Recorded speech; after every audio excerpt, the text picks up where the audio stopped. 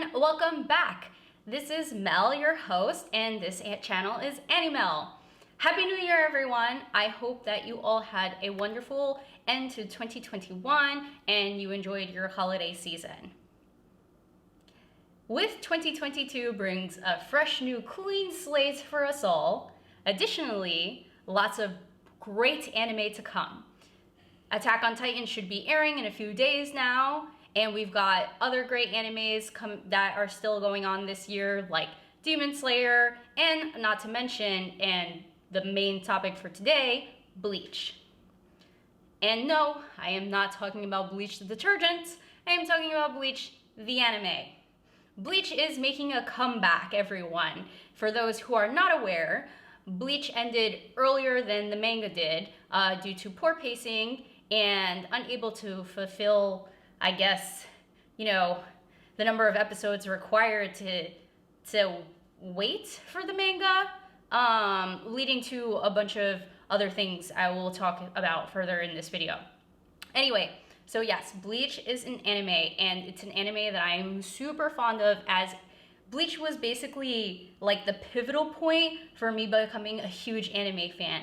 Granted, there was Sailor Moon and there was Dragon Ball Z growing up and Cardcaptor Sakura, but I think it was in my preteens to early teenage years when Bleach was on air that I really took a liking to anime. And while you may have noticed that there are probably a million Bleach videos out on YouTube or the internet or TikTok, your social media video platform of choice, today I'm actually going to just give you a few reasons why you should pick up Bleach or why you should rewatch Bleach.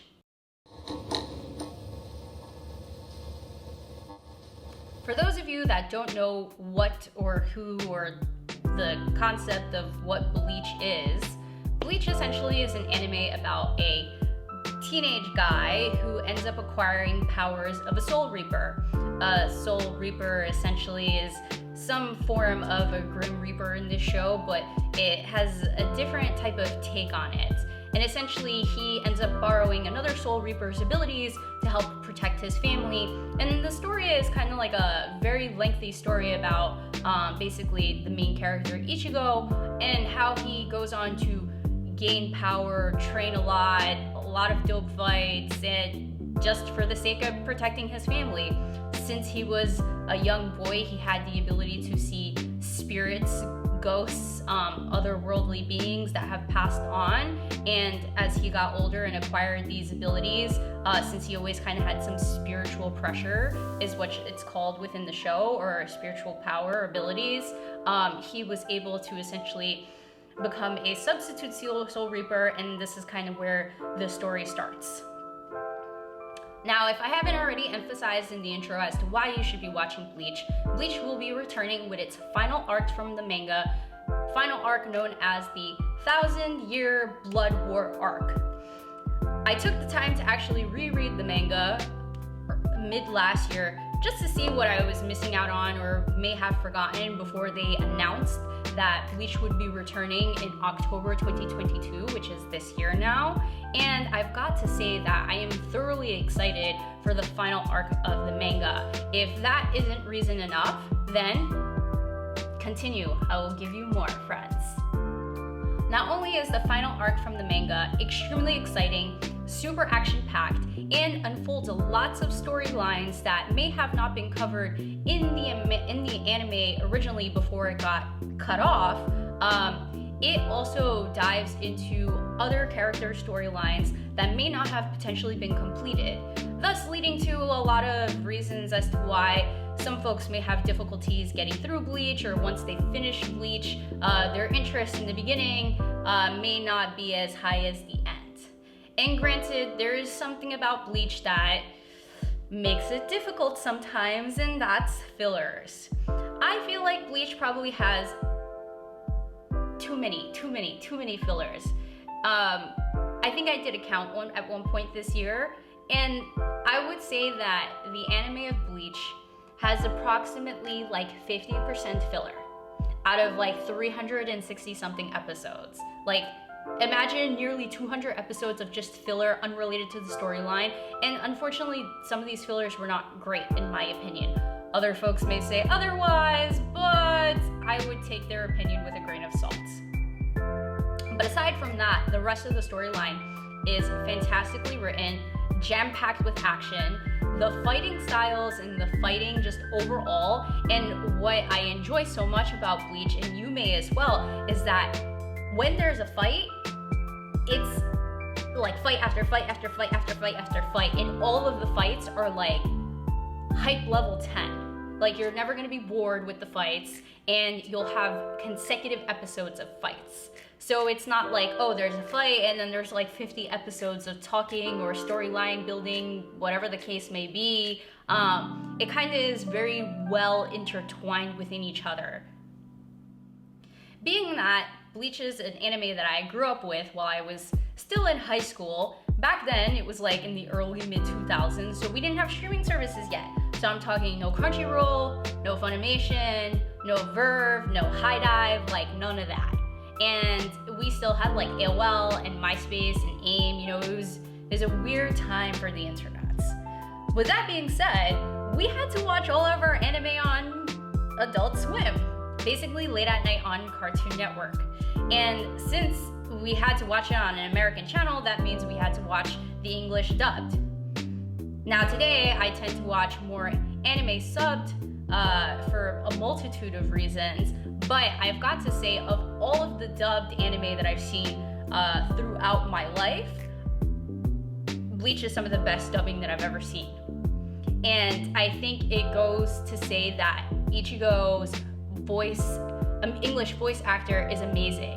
For those of you who don't know, the voice actor for Ichigo is Johnny Yongbosch. Johnny Yongbosch may sound like a completely arbitrary name to you, but guess what? He was the Black Power Ranger in the 90s when we were kids. Isn't that cool? Fun fact. But his voice acting for Ichigo is just so powerful, such a great protagonist voice that it kind of like pulls you along with the main character. So you've got fantastic English dub. And with that fantastic English dub, there's also amazing character designs. And yes, there are a lot of shows that have very cool, great character designs, but the character designs for Bleach extend to antagonists, protagonists, and furthermore, fashion.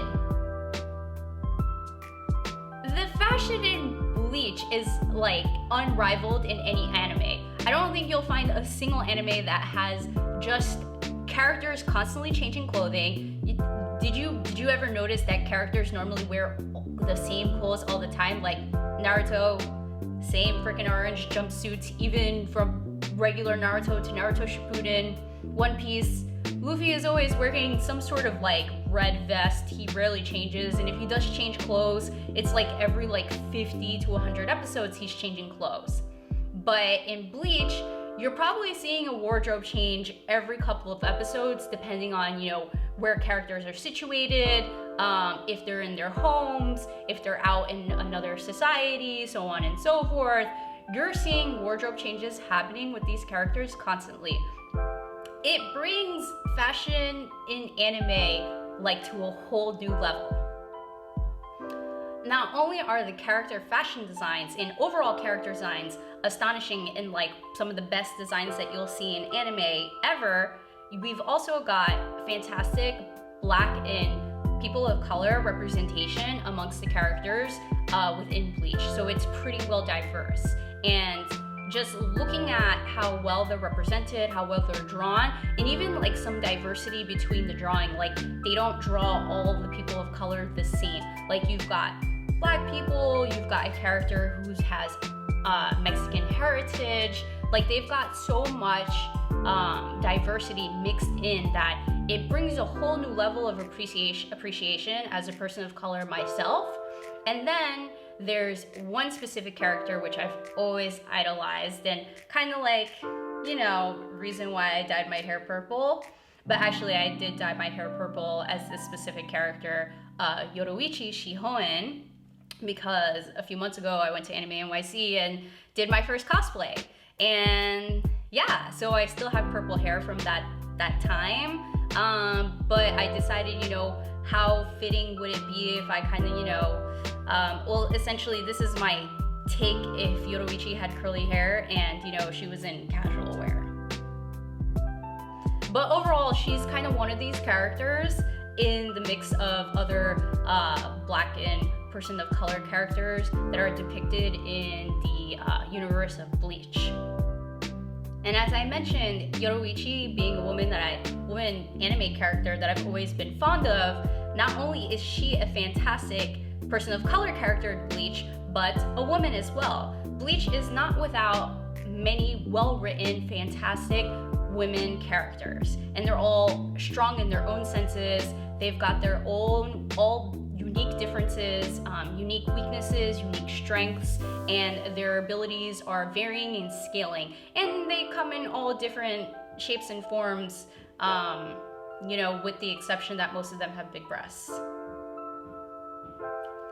But not only can I appreciate people of color, but strong, well-written female characters within Bleach. If those things don't pull you in, then I don't know what kind of animes you're watching, and it doesn't make you sit there and be like, where are all the Black people and people of color in anime? But that's a conversation for another day. As I've talked about a lot in regards to character design, character representations for females and people of color characters, I would be failing you completely if I didn't at least give you an understanding as to what the story writing was like. Overall, Bleach has some great villain characters that have some depth. I don't know if I'm pronouncing that word correctly. Have some foundation to them? Is that another word for it? I don't know. They have a profoundness to them. There you go. They have some profoundness to them that sometimes may go over some people's heads because they're really well-written characters that it may go, a little bit beyond you to get a sense as to what that character truly represents. Villains aren't just villains for the sake of things. They have reasons for doing things, and Bleach does a great job of writing some backstory to these characters so that we fully understand where they're coming from. And at times, I find myself really being like, this is someone I can kind of understand when it comes to some of the antagonists. And I would say that, you've got people out there who tend to love villain characters, especially when villain characters are so well written. And I am not one of those people normally. Normally I'm protagonist all the way. My favorite characters are usually the main characters or the top 3 main characters of a show. But within Bleach, I would say Bleach was the first anime. Bleach was a lot of firsts for me, but Bleach was the first anime where I was like, some of these villains, some of these antagonists, I can't even call them villains. I feel like antagonists are better words to them. Sometimes anti-heroes too, really have some depth to them that makes sense to me. I can't just be like, oh, whoa, F him, whatever. But they've got some fantastic characters, and the way they're written, they kind of convince you along the way, and you kind of understand from their perspective why they're doing things or trying to destroy the world / society. And not only do the villains have great backstories to help you understand them, Bleach also has a long list of characters. And I know there are many animes that have many characters, but the thing is that most of those animes that have a multitude of characters, they kind of go in and out. You've got a story arc, new characters get introduced, and then a new story arc comes, and then the characters that were introduced in one arc get left behind in that arc, and then you've got a new arc, and then you've got new characters that come into the new arc, and then you move on to the next arc, and the characters that were just introduced in the last arc also get left behind. With Bleach, it's not like that. It seems like the characters get carried out throughout the show, and almost every time you get introduced to a new character, you will probably end up seeing that character for the duration of Bleach. I'm talking about almost all 300 something episodes. Granted, as I mentioned earlier, there are a lot of fillers, so those filler episodes, you can skip those fillers, and I'll probably list somewhere where, like, what episodes you should skip when you do decide to watch this, but it's got fillers that are so disconnected from the storyline that you can literally pick it up, toss it out, and it will do nothing to the storyline whatsoever. So, yes, going back to my main point, characters within fillers have almost no relevance, so it's basically no, like, non-existentialist to what I'm saying. But when you get introduced to a character in Bleach, they're almost carried out through the rest of the show, and even the manga. And it kind of actually makes it a little difficult to remember every single character in Bleach for that reason. And also, for some reason, the characters in Bleach all have really, really, really long names. But that aside, all of these different characters, though, end up in some form or another getting some character development or some character backstory, which is another thing that I feel like ends up getting overlooked with Bleach sometimes, just due to the sheer number of characters that exist. And if you've only watched the anime and not read the manga, there's actually some stuff that unfortunately doesn't get covered in the anime, since the anime was cut short, that gets further explained in the thousand year blood war arc. Holy crap, that's a mouthful. Anyway, so with that being said, I think that I've pretty much convinced you all, right, that there's plenty of reason for you to go watch Bleach. Like, great character designs. If you love fashion, or you just appreciate, like, fashion, or have just noticed that characters don't change their clothing often, like, Bleach is for you. They change their clothes, and their fashion's actually really on point, making me feel like I'm slacking. And, like, just character development, the antagonist will, I feel like the antagonist will keep you watching the show, I would say, a little bit more so than the main characters. Not that the main characters aren't interesting at all, but the antagonists just have some gravity to them that will keep you going back for more. And you're going to hate me for continuing to emphasize on this, but the 1000-year Blood War arc is all the hype that you need to watch Bleach. The trailer is beautiful, like, the animation is astonishing. I woke up at 4 o'clock in the morning, USA Eastern Time, to watch that because there was no way a show in Japan was going to exclude me from the debut of Bleach's final arc trailer. And I've got to say, it is a piece of work. It is a freaking masterpiece. Like, I watched it 10 times. And I think I'll continue to watch it until October of this year, until it airs. And what's even more exciting about it coming back is that you've got the entire original Japanese cast coming back. And if that isn't good news enough, it gives me hope that the English dub cast will return as well.